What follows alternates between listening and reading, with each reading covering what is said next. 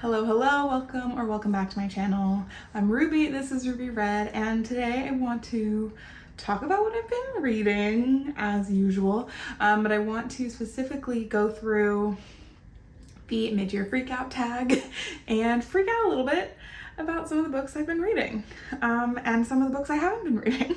So this tag has a lot of versions, I guess. I think a lot of people have a slightly different version of it, and I am just gonna do the version that Allison Pages did because that is the video that I saw that I was like, okay, you know what, I should do this. So okay, here we are, we're halfway through the year. I have personally read 67 books in 2023. My goal for this year was 50, so I did blow right by that. And I do think that a lot of that is due to Wonderthon. I read a lot during Wonderthon and I didn't think I was going to. So yeah, we're way ahead of schedule goal-wise. And I also I think I have been able to still read a lot even while I am back in school. That was a concern for me. That's why my goal was lower this year than in previous years. I think especially in the last couple of years, I've really cultivated this habit and pattern of reading all the time. So even though I have been reading a lot for school, I still want to spend a lot of my free time reading novels, and I'm really enjoying audiobooks again and all that. So yeah, I'm really impressed with myself. Okay, before we get into the actual tag, let me just say I have not prepared for this. I haven't looked at the actual questions since I've been watching some of these videos, so I kind of know the gist, but I have not thought about this at all, so hopefully this doesn't take me forever to film. But I do know the first question is, what is your favorite book so far? And I don't know. Without thinking about it too much, I think it's maybe, could it be Briefly a Delicious Life? I just when I think about my 5 stars this year, that is a standout for me. The Marriage Portrait is a standout for me. The Charm Offensive, which I just read, I loved. And also Summer Water, which I read during Wonderthon, that's another standout. So those are the top contenders on my brain right now. But I don't want to dwell too much on this because I like to really have a hard time at the end of the year when I have to do my Battle of the Books monthly favorite book bracket. So let's leave it at that. I think it's Briefly a Delicious Life, which I read because Lizzie picked it for Bailey's book club, the Shelf This book club, and it was a hit. Okay, the next question is harder, and that is best sequel. Actually, it's not. It's When the Tiger Came Down the Mountain from the Singing Hills cycle. The Singing Hills cycle by Nevo. I read the first book in March, I guess. I read that first part of that series, and I didn't read the second book until Wonderthon, and that is When the Tiger Came Down the Mountain. And the premise of these books is a monk is traveling the countryside, or the country really, collecting stories, and in each book the monk has I forget their name, has a thing they're supposed to do or a place to go, but the journey forces them to interact with various people and gather stories in that way. So in the second book, When the Tiger Came Down the Mountain, they're riding along with somebody who's taking them to do, I don't remember the mission, but they basically get stuck in a barn, trapped by these 3 tigers. And the tigers also can become humans. They can take on a human form, but they are tigers. So they're trapped in this barn by these 3 tigers, and the monk, quickly thinking, is oh, you must be so-and-so. I've heard about, I've heard the story of this other tiger. That was a very interesting story. And the tigers are I bet you don't know the real story. And the monk is I bet I don't. Wouldn't it be nice if I was able to record the real story and bring it back to the Abbey so that more people could be aware of the truth of your history?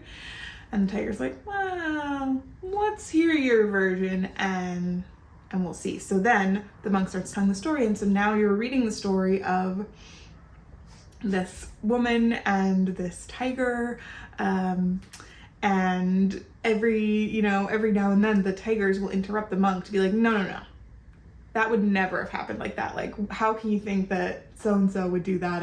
And they just continue through the whole thing, interrupting and then telling like a slightly different version of that scene. And I just thought that like back and forth of the story was so fun, and I really liked the story, and I like the magic that exists in this world and with these tigers. Like, I loved that one. I think I only gave it 4 stars, but I haven't stopped thinking about it apparently, so I should probably change my rating.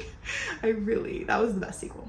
So the next 2 questions I think are like new releases that you still haven't read, and then like upcoming releases you're still excited to read. And I don't feel very up on the new releases game. Like, sometimes I do and sometimes I don't, and right now I'm really not. So I do know there are a few books that came out like kind of recently that I do still really want to read and I'm still excited about. I do want to read the new Riley Sager, The Only Ones Left or something. That sounds like the kind of thriller that I do enjoy. And I have really liked some of his books and really not liked some, so I do want to read that one. There's also a new Claire Fuller book, and I actually didn't even read Bitter Orange, which was her other newer release, but a few years ago, Unsettled Ground by Claire Fuller was I read for the Women's Prize for fun, and I just really liked the writing of it, so I do want to read her new book. I don't know why I never picked up Bitter Orange. And then I have Cursed Bread that I was gonna read for the Women's Prize this year, and I just haven't gotten to it yet, so hopefully I'm gonna read that soon. I'm also still really wanting to read Big Swiss. It just sounds like it's gonna be a juicy, fun time, although I have seen some mixed reviews. So those are some like new releases that I'm interested in, but I don't even think I'm like excited for any, like, I don't know of any books coming out later this year that I'm like excited about. I just feel like, I don't know. So I'm kind of gonna skip that one. And now I'm gonna talk about my biggest disappointment this year. Ooh. Okay, biggest disappointment. I have a couple. So, controversial opinion. Our Wives Under the Sea, I felt very disappointed by, because I had been so excited to read it, and the way that I had heard it be described or talked about made me really think that it was like gonna be a book that I would like. But what I actually found was that yes, the prose was interesting sometimes, but not the whole time. And there were 2 storylines in that book, and one of them I was very interested in and the other one I was not very interested in, and it was mostly the not interesting storyline. And I think, I understand why that was the primary story and why that's like where our attention was meant to be, because I think that was supposed to be the point of the book, but it just wasn't that interesting to me. I just think that the like the side plot was way more interesting, and I would have liked to read that book. So it was just disappointing because I had expected to be wowed and I just wasn't. So that was disappointing. Yeah, Our Wives Under the Sea. Sorry, that's my biggest disappointment. My biggest surprise, what was I shocked to love? Okay, I'll be honest, I was surprised by how much I loved East of Eden by John Steinbeck, which I read a lot earlier this year. And I guess I was also surprised by how strongly I was affected by In an Absent Dream by Shauna McGuire, which is the 4th book in the Wayward Children series. I've liked most of them, and I have really liked one other one, but In an Absent Dream like blew me away. I was so invested. I was so emotionally like involved. I felt so scared and hurt. Like, I just was like floored by that book, and I haven't been at all by any of the other ones. So, and I think that's the nature of the way that series is written, but I really, really connected with that book. I loved it so much, which was surprising. I was also surprised by The Charm Offensive by Alison Cochrane. I just like didn't expect to be so emotionally impacted by that book.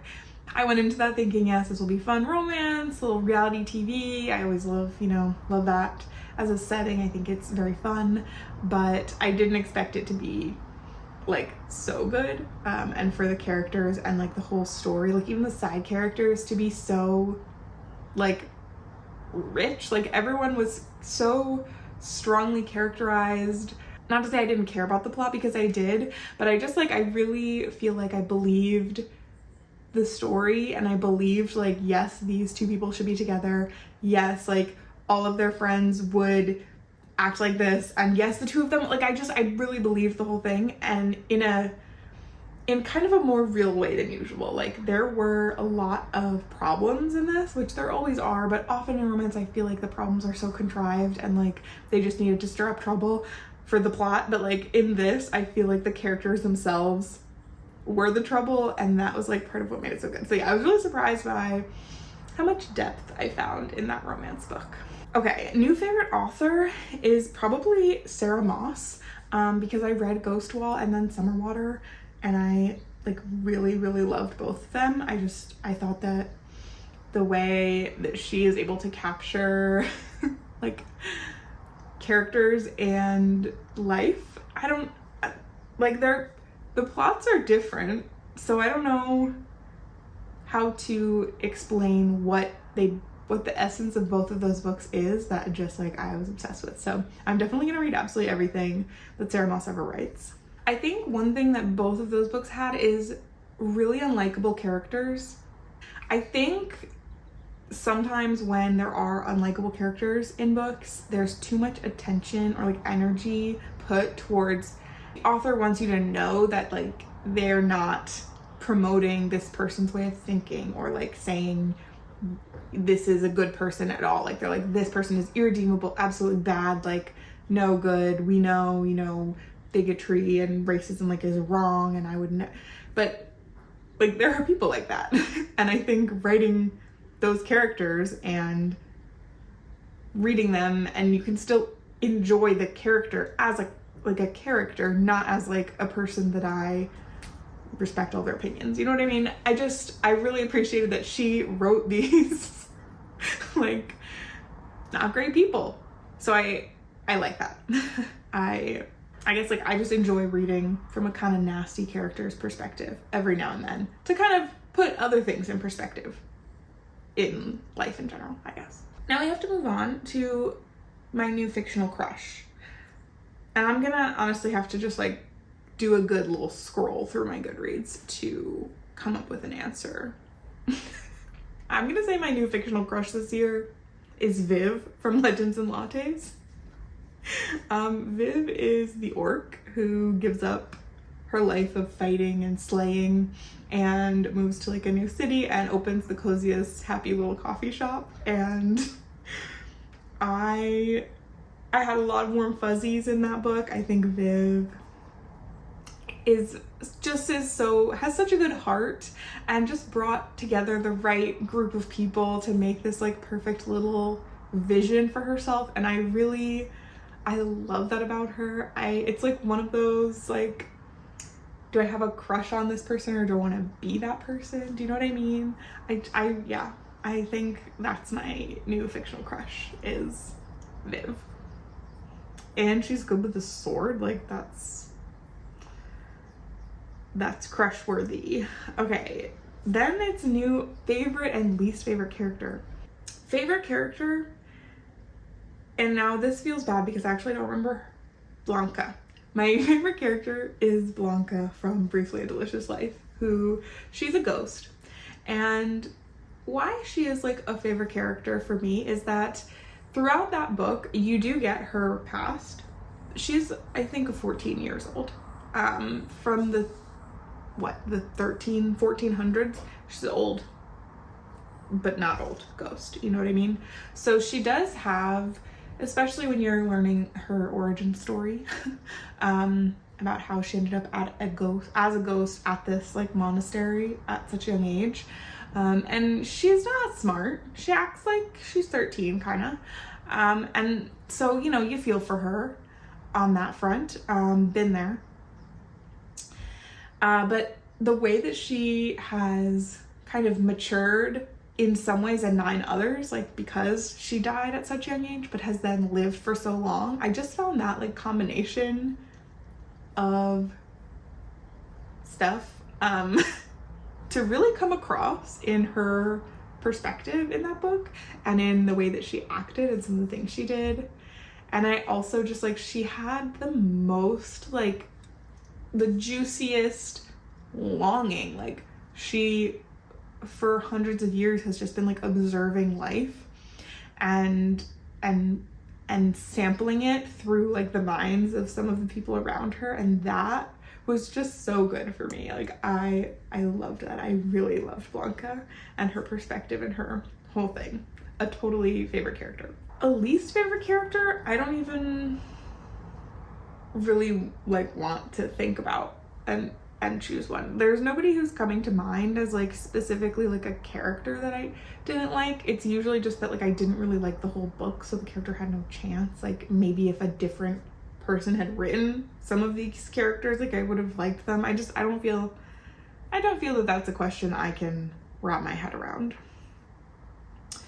A book that made me cry is The Charm Offensive. I did cry while I was reading that, because there is one moment in that book when one of the characters who has depression that they are not dealing with, they're not accepting, and they're not treating in any way. That character said something about what it feels like to like experience a depressive episode that just like put into words something that I've never feel like I've been able to put into words. And I'm not gonna cry thinking about it, but maybe I am. It was just like a very, like, I felt very seen and not really like, that's not something that I necessarily like to be seen about. So yeah, that was very emotionally affected me, and I did cry. I feel like I have cried at least one other time this year, but that was recent, and so I do remember it.